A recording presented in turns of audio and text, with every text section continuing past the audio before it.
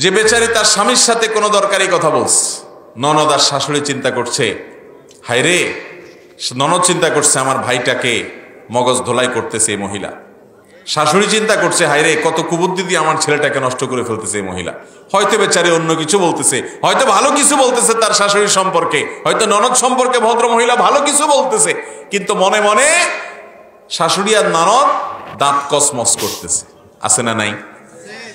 একইভাবে ছেলের ব্যাপারেও, যে হায় রে, ছেলেটা আমার কত ভালো ছিল, বোন চিন্তা করতেছে ভাইটা আমার কত ভালো ছিল, এখন সারাদিন ভাবির সাথে ফিসফিস করে আমাদের বিরুদ্ধে ষড়যন্ত্র করে, বোধহয় জমি জমা সব দখল করার চিন্তা করে, বোধহয় সংসার আলাদা করার চিন্তা করে, বোধহয় আমাদেরকে কোনো কিছু যেন না দেয়, সেই জন্য সব কুবুদ্ধি পরামর্শ সলা করতেছে। এই সমস্ত মনে হয় করতেছে। শয়তান আইসা আমাদের মনের ভিতরে এই সমস্ত কুবুদ্ধি দেয় কি দেয় না?